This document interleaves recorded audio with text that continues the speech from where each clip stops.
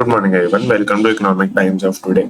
First news: PFC, IREDA, MUL sale of Gensol EVs to secure loans. PFC और IREDA आपको कुछ लोगों को कॉन्टेक्स्ट याद आ गया होगा, बट मैं आपको फिर भी बता देता हूँ। तो PFC और IREDA पब्लिक सेक्टर यूनिट्स हैं, NBFCs हैं, जो अलग अलग प्रोजेक्ट्स के अंदर लोन देती हैं, जनरली एनर्जी एफिशिएंट कंपनीज से, जो इलेक्ट्रिसिटी मैन्युफैक्चरिंग कर रही है, या EVs जैसी कंपनी हो गई, या फिर और भी सोलर हो गया, हाइड्रो हो गया, इन सब के अंदर लोन्स देती है ताकि फैसिलिटेट कर सके। तो इन्होंने ऐसा एक लोन दिया था जेंसॉल ईवीज को, जिनके थ्रू इन्होंने इलेक्ट्रॉनिक व्हीकल्स परचेज किए थे। करीब 5,000 गाड़ियां खरीदी थी और उनको इन्होंने ब्लू स्मार्ट को लीज कर दिया था। ब्लू स्मार्ट आपको पता है, ब्लू स्मार्ट ऐप है, उनकी कैब्स चलती है, अब तो बंद हो गई है, बट हाँ चलती थी।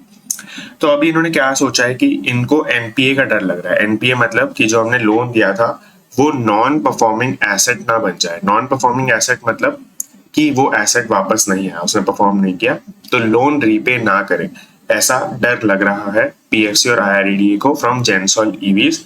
क्यों? क्योंकि उनका बिजनेस बंद हो गया है, गवर्नमेंट ने उनका बिजनेस बंद कर दिया है। और भी बहुत सारे रीजन है, यहाँ पे लिखा है। गवर्नमेंट ने उनको मार्केट रेगुलेटर सेबी ने इनको अक्यूज कर दिया है फंड डाइवर्जन के लिए, कि जो इनको पैसा व्हीकल्स खरीदने के लिए मिला था वो इन्होंने डाइवर्ट कर दिया है, और इनको इनके ऊपर कैपिटल मार्केट बैन भी लगा हुआ है, और इनको कोई होल्डिंग पोजीशन भी नहीं ले सकते ये लोग किसी भी लिस्टेड कंपनी के अंदर। और इनका ही है, मतलब अनमोल सिंह जग्गी और पुनीत सिंह जग्गी, इन दोनों का ही है जेंसॉल भी और ब्लू स्मार्ट दोनों।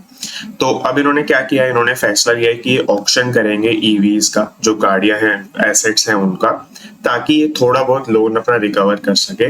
यहाँ पे ऊपर लिखा है मल, मल मतलब कंसिडरिंग, थिंकिंग अबाउट इट, ये सोच रहे हैं इस बारे में। एनपीए फियर्स है, यहाँ पे आप देख सकते हैं 5,000 व्हीकल्स इन्होंने फैसिलिटेट किए थे, और non performing asset full form भी देख सकते हैं। Tesla wants India to chip in with integral part supply. तो बेसिकली टेस्ला ने थोड़े टाइम पहले टाटा इलेक्ट्रॉनिक्स के साथ एक कम्युनिकेशन किया था, एक बात की थी, एक डील की थी, उसको इन्होंने और बढ़ा दिया है। तो टाटा के साथ जो इनकी डील थी वो ये थी कि सेमीकंडक्टर चिप्स जो बना रहा है टाटा इलेक्ट्रॉनिक्स, वो इनको सप्लाई करे, एज अ सप्लायर काम करे, और ताकि इनके ग्लोबल ऑपरेशंस एक्सपैंड हो सके। तो अब इन्होंने ऐसे ही दो और कंपनी से बात की है। यूएस बेस्ड माइक्रॉन एक कंपनी है, और इंडिया बेस्ड सीजी सेमाई एक कंपनी है, जो कि मुरुगुप्पा ग्रुप का पार्ट है, सॉरी मुरुगुप्पा पार्ट ग्रुप का पार्ट। तो अब इन्होंने क्या किया है, इन्होंने प्रोक्योरमेंट ऑप्शंस को इवैल्यूएट करने की बात की है to diversify its global supply chain. तो पहले भी इसके ग्लोबल ऑपरेशन ही एक्सपैंड करने थे, अभी भी यही करने। तो सीधी सी बात है, मतलब और सप्लायर्स ये ढूंढ रहा है, क्योंकि जो करंट सप्लायर्स है वो इनकी डिमांड फुलफिल नहीं कर पा रहे हैं, और एक्सपैंड करना है इनको और भी ज्यादा। अब ये जो मुरुगुप्पा कंपनी है, इसके बारे में एक टेक्निकल इंफॉर्मेशन है। माइक्रॉन का तो बेसिक है, माइक्रॉन की एक गुजरात में फैसिलिटी है, जिनके थ्रू ये लोग सब करते हैं, असेंबल भी करते हैं, टेस्ट मैन्युफैक्चरिंग भी करते हैं, सब चीज करते हैं बनाते हुए। अब सीजी सेमाई का क्या है, सीजी सेमाई का खुद वो मैन्युफैक्चरिंग करते हैं, बट जो असेंबली होती है और जो टेस्टिंग होती है, सो सेमीकंडक्टर में 3 पार्ट्स होते हैं मेनली। एक होता है कि आप डिजाइन करते हो, डिजाइन एज इन जो चिप का डिजाइनिंग होती है, वो शुरुआती ईयर्स में होती है कुछ टाइम के लिए।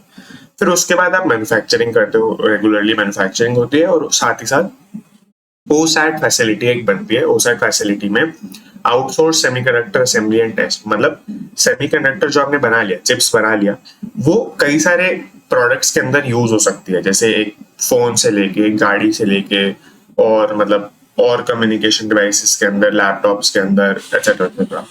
तो वो हर चीज के अंदर फिट हो रहा है, किसके अंदर हो रहा है, किसके अंदर नहीं हो रहा है, और उनकी टेस्टिंग करना कि कितना एफिशिएंटली हो रहा है।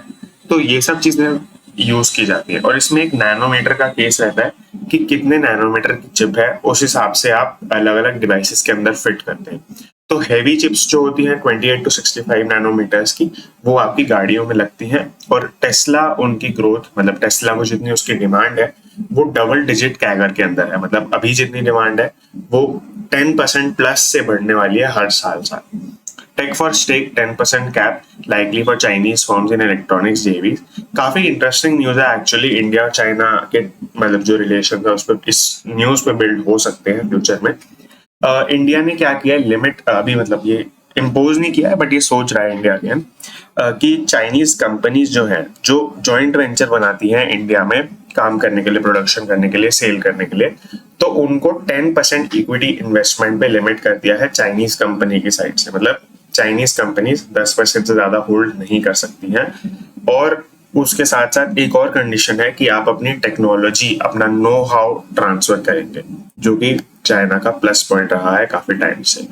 एक्चुअली मतलब ब्रॉडर स्केल पे देखे तो प्लस पॉइंट नहीं है, वो लोग कॉपी ही करते हैं, बट इंडिया के पर्सपेक्टिव से देखे तो इंडिया वीजा भी प्लस पॉइंट ही रहा है। उनके पास टेक्निकल नो हाउ था, इसीलिए हम उन पर डिपेंडेंट थे। अब गवर्नमेंट ने ये कंडीशन लगाने की सोची है कि हम नो हाउ ट्रांसफर करना मैंडेटरी कर देंगे, और चाइनीज ब्रांड्स को प्रेफर नहीं कर रहे हैं लोग, लोकल मैन्युफैक्चरर्स को प्रेफर कर रहे हैं। वहां के भी लोकल मैन्युफैक्चरर्स जब यहाँ पे जेवी बनाएंगे, वो ही जेवीज को ही अप्रूव करने वाले हैं। जेवी मतलब जॉइंट वेंचर्स। जॉइंट वेंचर्स का अगेन पर्पज यही होता है कि इंडियन मार्केट्स में सेल कर पाए, और इंडिया में क्योंकि टैरिफ भी कम लगा हुआ है तो यूएस मार्केट्स में और बाकी यूरोपियन वगैरह मार्केट्स में भी सेल कर पाए। ये लोग, इन्होंने एक और स्टेटमेंट ऐड की है, they are open to tweaking the rules on Chinese equity if US और European firms want to relocate units from China to India. अब इन्होंने उनके सामने कंडीशन डाल दी कि जो वहां के कॉन्ट्रैक्ट मैन्युफैक्चरर्स हैं, आप ये सोचो कि वो काम क्या करते होंगे। वो यूएस और यूरोपियन फर्म्स के लिए मैन्युफैक्चरिंग करते होंगे मेनली, और उनको सेल करते होंगे। ये इंडिया तो छोटे ही मार्केट की तरह देखा जाता है चाइना के लिए। अब ये लोग ज्यादा देख रहे हैं, क्यों? क्योंकि वहां पे इन्होंने टैरिफ्स लगा दिए, तो यूएस मार्केट में तो बहुत प्राइसी हो गए इनके प्रोडक्ट्स। तो अब इन्होंने उन्हीं मैन्युफैक्चरर्स को ये भी बोला कि अगर ये जो यूएस यूरोपियन फर्म्स हैं, आप इनको मना लेते हैं कि ये इंडिया के अंदर आ जाए, तो हम अगेन आपको ये जो 10% का लिमिट हमने लगा दिया, हो सकता है हम इसको चेंज कर लें। तो हो सकता है कि अब ऐसा हो कि ये लोग मान जाए, कॉन्ट्रैक्ट मैन्युफैक्चरर्स एप्पल को, सैमसंग को मना ले कि भाई हम इंडिया में प्रोडक्शन करेंगे, और ये रूल चेंज होके 50% तक हो जाए, 40-50% तक हो जाए कि 50-50 आप लोग होल्ड कर सकते हो। तो चाइनीज मैन्युफैक्चरर्स बच जाएंगे काफी हद तक, और इंडियन मैन्युफैक्चरिंग के लिए बहुत ज्यादा बूम हो जाएगा। तो आगे चलते हैं। और फाइनेंशियल न्यूज, हाँ, paan masala batting in IPL despite out decision. मतलब इतनी कोई बहुत ज्यादा यूजफुल न्यूज तो नहीं है, बट इसमें एक कॉन्सेप्ट है एक्चुअली सरोगेट एडवर्टाइजिंग का। मैं पहले आपको बता देता हूँ। सरोगेट एडवर्टाइजिंग होती है जब आप एक बैंड प्रोडक्ट करते हो, मतलब एक ऐसा प्रोडक्ट जिसकी एडवर्टाइज करना बैंड है। जैसे अल्कोहल इंडिया में बैंड है एडवर्टाइज करना, पान मसाला बैंड है टबैको वाला। तो अब क्या हुआ कि अब इन्होंने रास्ता निकाला कि आप सरोगेट तरीके से इन्वेस्ट करेंगे। मतलब आप, जैसे आपका अल्कोहल का प्रोडक्ट है, उसका आप सोडा लॉन्च कर देंगे और सोडा की एडवर्टाइजिंग करेंगे, और सबको पता है कि उस ब्रांड का अल्कोहल लिकर भी आता है, तो सब लोग उसका लिकर का एडवर्टाइजिंग हो जाएगा बेसिकली। तो ये आप देख सकते हैं, हर बैक पाइपर्स का ये ऐड है, इन्होंने सोडा प्रमोट किया, बट सबको पता है बैक पाइपर्स इसकी या जो भी आता है लिकर्स। तो इस तरह से ही हो रहा है, ये सरोगेट इन्वेस्टमेंट, सरोगेट एडवर्टाइजिंग होती है। अब पान मसाला की ऐसे ही होती है, ये लोग अपना सिल्वर कोटेड माउथ फ्रेशनर्स या इलायची ये सब बेचते हैं। तो वो आईपीएल के अंदर एक तो सबसे ज्यादा क्रेजी, मतलब 13% एड का शेयर होल्ड करता है। टोटल जो भी एड चलता है आईपीएल के अंदर, उसमें से 13% एड्स पान मसाला वाले सरोगेट एडवर्टाइजिंग का चलता है। बट इनके ऊपर भी हेल्थ मिनिस्ट्री ने बैन लगा दिया था थोड़े टाइम पहले, मार्च में। Health ministry is direction to IPL government governing council in March to ban all tobacco and alcohol related advertising including surrogate ads. But फिर भी ये चीज नहीं हुई है। ब्रॉडकास्टर जो है, जो आईपीएल चेयरमैन से पूछा गया तो उन्होंने बोला कि ये ब्रॉडकास्टर का कंसर्न है, हमारा कंसर्न नहीं है, हमारा कंसर्न मैचेस को मैनेज करना है। और ब्रॉडकास्टर जियो हॉटस्टार से पूछा गया तो उन्होंने डिक्लाइन कर दिया कमेंट करने से। यहाँ पे आप और भी चाहे तो पढ़ सकते हैं, ये सारे सेलिब्रिटीज हैं जो इन एड्स के अंदर आते हैं, और ये $600 मिलियन का टोटल रेवेन्यू है इन आईपीएल एड्स का आज इस साल का अभी तक। GST body drops 115 crore from tax demand. Again very very good concept but not that relevant for like a non financial world person। तो बेसिकली क्या हो रहा है कि जैसे आपकी एक पेरेंट कंपनी है, मान लेते हैं महिंद्रा एंड महिंद्रा है। महिंद्रा एंड महिंद्रा की बहुत सारी सब्सिडीज है, सब्सिडरीज है। तो वो अलग अलग पार्ट ऑफ द बिजनेस इनका हैंडल करती है। महिंद्रा फाइनेंस है, महिंद्रा ऑटो है, और भी कंपनीज होंगी इनकी, तो उनको क्या वो यूज कर रही है महिंद्रा एंड महिंद्रा के नेम को यूज कर रही है, बट उसका राइट तो सिर्फ Mahindra and Mahindra holding company के पास है। तो क्या होता है कि जब आप नाम भी यूज करते हैं तो वो एक जीएसटी वहां पे एप्लीकेबल हो जाता है कि आपने नाम यूज किया, इस बात पे भी आपको जीएसटी देना पड़ता है। तो सब्सिडरी जो होती है वो इस बात का जीएसटी देती है, एक रेट डिसाइड होता है उस पर रेट पे देती है, और उनको उसी रेट पे इनकम इनपुट टैक्स क्रेडिट मिल जाता है। अब ये कॉन्सेप्ट थोड़ा सा बड़ा हो जाएगा इस वीडियो में, मैं आपको कोई बात बता दूंगा।